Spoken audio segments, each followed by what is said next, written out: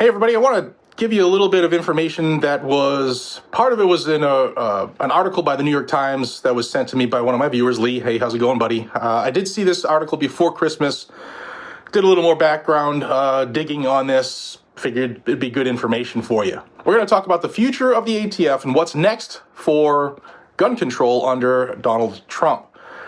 This changes daily, but I'll do my best. I'll even fill you in on a little surprise we got from President Trump's pick to lead the Department of Justice, Pam Bondi.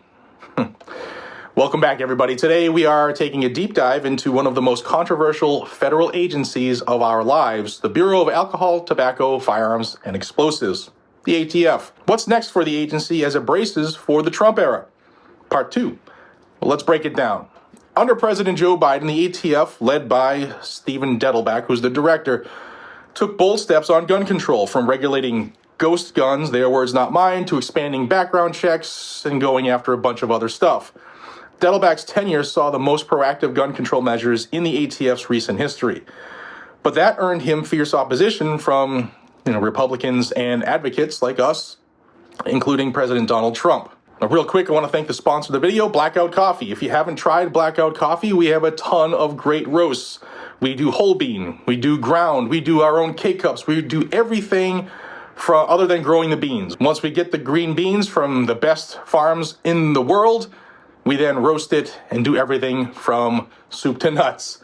Guys and gals, if you haven't tried it out, check it out. I'll give you a coupon. Go down below and see the link and use code GNG10 and you'll save 10% off your order all the time, just for being one of my viewers. Thank you very much to you for supporting Blackout Coffee. We really, really appreciate it. All right, Trump made it clear during his campaign this time around that he plans to fire Stephen Dettelbach on day one and undo Biden's administration's regulatory changes. Now, Dettelbach said he'll quit before then, but policies like the stabilizing brace and expanding checks at gun shows are on the map, and Trump said those things will be torn up in the first week.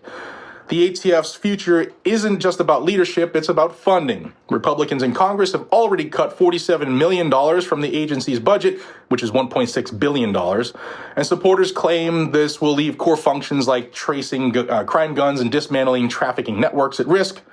Not a chance their budget is higher than it ever has been throughout history. Do they even do work related to alcohol, tobacco, and explosives anymore? I'm not sure. Stephen Dettelbach, the director, recently warned that if people take their eyes off the ball, more people will get killed. It's not the criminals, it's the individual object, right? He's hoping it's a grim reminder of what's at stake, especially with a Republican-controlled Congress threatening even deeper budget cuts to the ATF.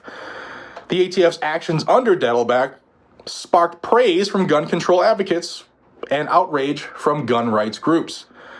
But even within the agency, some of its 2,600 agents and 700 inspectors, many of whom claim they are gun owners and conservatives, they have criticized his policies, yet they still carried them out, which is an issue for me. Now, Pam Bondi, the former Florida Attorney General and Donald Trump's pick to lead the Department of Justice, has reportedly raised concerns about finding a relatively non-ideological replacement for Stephen Dettelbach to lead the ATF. Now, according to two sources in the New York Times, they're familiar with the matter. They said Ms. Bondi, who worked with the ATF during her tenure in Florida, prefers a candidate who aligns with the campaign's focus on law and order.